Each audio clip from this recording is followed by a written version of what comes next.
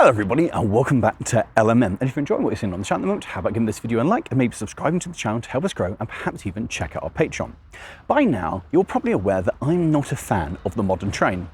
But do they deserve the bad reputation that I give them? And for that, I'm here at Ipswich Station to go for a ride on one of the modern units. So bear with me on this one. So let's get started. Having looked at the rather impressive station building here at Ipswich, it was time to go head inside and use one of the fancy automated ticket machines. Which is all pretty simple really. And once I had collected my little ticket, all I had to do was put it into the gate and I was allowed onto the platform. Simple really. So for me, for years, Ipswich has been my main base of operations to either catch the train or to come see trains. And this is my main problem with modern things, because all we get are these now. Now this is a 755, so known because it's the buy mode, because it has this interesting little unit in the middle here, which is horrible. But that now replaces the Sprinters, the 156s, and the Turbostar units, doing the stuff which isn't under the wires. Now this one is heading off towards Cambridge, so it's under the wires at the moment, and we'll go back under the wires. See, Cambridge. Now, these things, they don't interest me. They're part of the FLIRT family, which is the fast, light, intercity and rural train system. And they're weird because they share the Jacobs bogie down there, so they're a unit all fitted together with the power thing in there. And that's a 16-litre V8 powering them. And they're all built by Stadler Rail for Greater Anglia, and they have been in service since 2019. There are two versions, the /3, which has 3 coaches, and the /4 with, yes, you guessed it, 4 coaches. And so far, there are 38 of the class out on the network. The traction motors are only on the outermost bogies at the ends of the unit, and they are capable of 100 miles an hour. An interesting thing about them is that the powered wheel sets are actually bigger at 34 inches than the unpowered ones on the Jacobs bogie, which are only 30 inches. It's boring because that is the same thing as the 745, which is about to appear over here on platform 3. Same thing minus the little diesel generator in there, because that's basically all the middle wagon is on that unit. It's a diesel generator. So that's my first thing. I don't like just how boring it is. They're all the same colour, same units, same shape. It's boring. So this was once the Freightliner yard, but now it's home to units awaiting their next duty.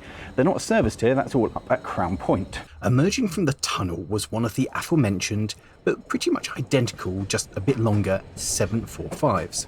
These, believe it or not, are also built by Stadler. They are 12 coach units, with each 2 coach units coupled together with a semi-permanent coupling.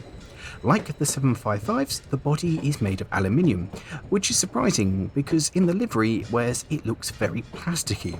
But with that said, they are an exceedingly sleek and futuristic design. But enough on that, because I actually needed to get on this train. Having pressed the button on the door, there is a delay as the train deploys a little boarding plank, covering the gap between the platform and doorway. Personally, I think this is something else just to go wrong. However, I fully appreciate how much more accessible it makes these units for people who are less mobile or for parents with prams. And once I'd found a seat, we were off. The 745s are part of a class of 20. 10 are /0s, which is what I'm on, travelling between London and Norwich, and these replace the much more interesting Class 90s, Mark 3s and driving trailers. The /1s are identical, save that they don't have first class, seats with tables, or a little bistro, as these are mainly used on the Stansted Express route. I'd have thought that these would have been the /0s as they're the base version, and the /1s would have been the versions with all the add-ons, but there we go. As you'd expect, the 745s also have a top speed of 100 miles an hour. These are an all-new train for a TOC really trying to move forward with the times, making something that is visually modern and sleek to grab the public's attention and be very different from the trains of old. Bearing in mind that Mark III coaches first came into service in the UK in 1975 and are what I always remember operating on this line. These new units really bring the service into the 21st century. But what are they actually like to travel on? And so, once I've boarded and I've found my seat, the thing accelerates away, and it is very smooth and very quiet. And that's about it. The seats themselves are actually quite comfortable. They've got this nice leather or pretend leather top and then fabric below, as you can see that. My biggest problem with them is they're quite nice now, and I don't think that they're resilient enough to take the general strain of daily life. I reckon 5 years' time, these will all be looking very worn out and very tired indeed.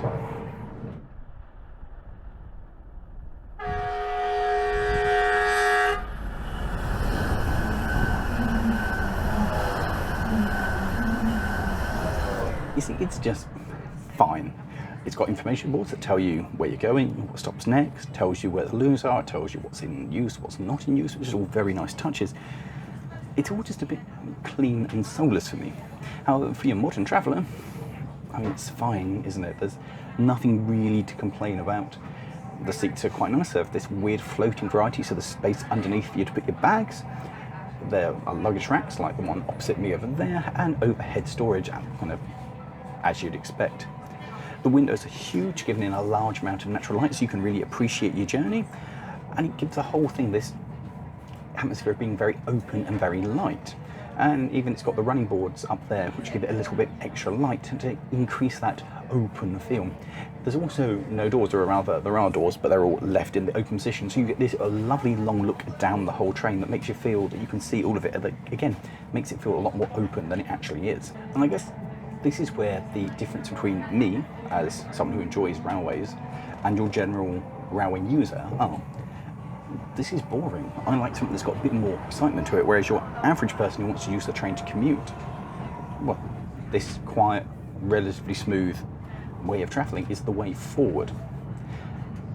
It's just not for me. It's just not interesting. I don't feel any drama.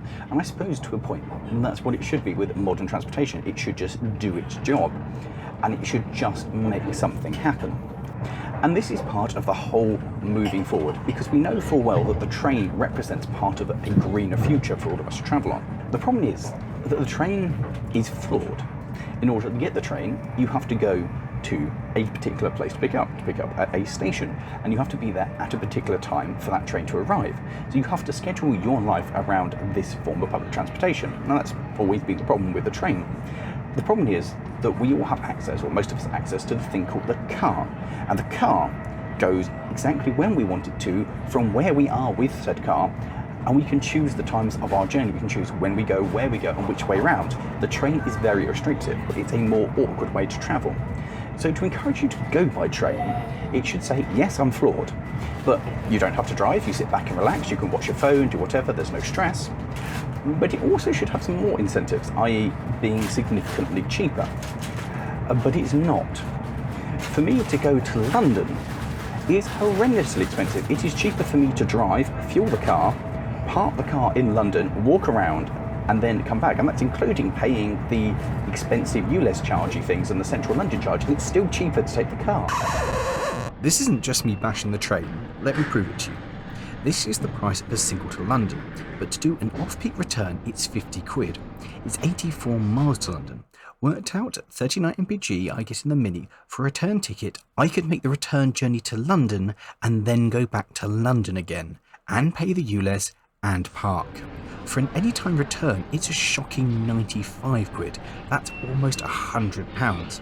On the same maths with the Mini, I can make the return journey 3 times and pay the ULEZ and park. All that for being less convenient than driving. If it was a few more quid, I'd be all for it. But it's more than twice the price. And it's not just the London Premium. Take my journey today going to Dis. This ticket cost £13.30. That would get me 81 miles in the Mini. Dis is 25 miles away.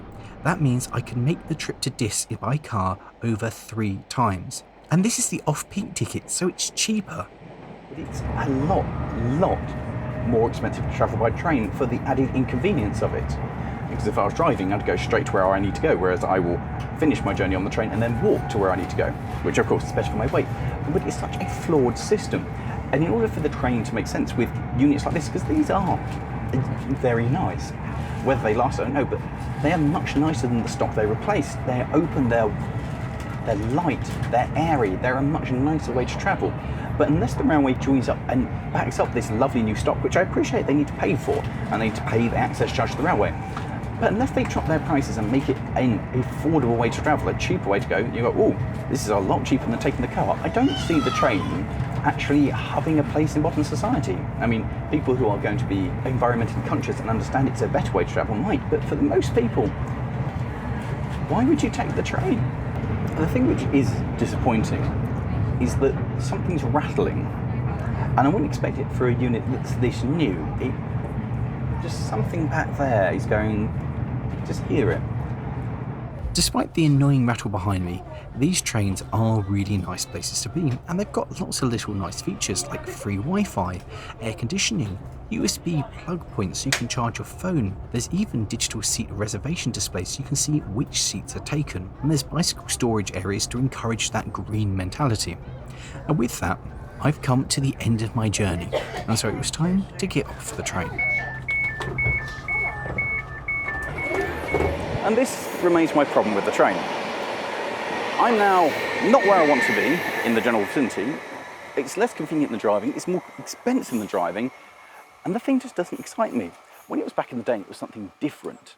It was something exciting and, a momentous occasion. There was drama in it. It was something else, whereas this is just so nonplussed. And I guess, yeah, probably what the public want. Nonplussed, easy day. For me, I want it to be something. I want it to be an adventure, and it's just not. And bearing in mind, when the train came around, there wasn't an alternative. There wasn't the car. And the railway just hasn't moved with the times to go with something to make it a viable option. Because unless, like today, I'm picking up a vehicle, why would you take the train if you can drive? There's literally no reason.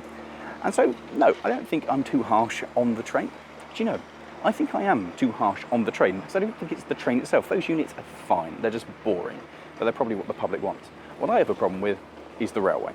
The railway just doesn't work in today's world. It's not something it doesn't feel the need that it once did, and it doesn't give you anything extra. It's too expensive to be, oh, that's a cheap alternative, and it's not convenient enough to actually make me want to take it over driving. And so unless you've got a very long way to go and a car waiting at the other end, and you just want to sit back and relax, I just don't see why you'd take it. So let me know your thoughts below. If you have enjoyed this one, how about looking at the video I did on train spotting? And let me know if I've been too harsh on the modern railway and the modern trains. Thanks for watching, guys. I'll see you next time. Ta-ra. Now to walk.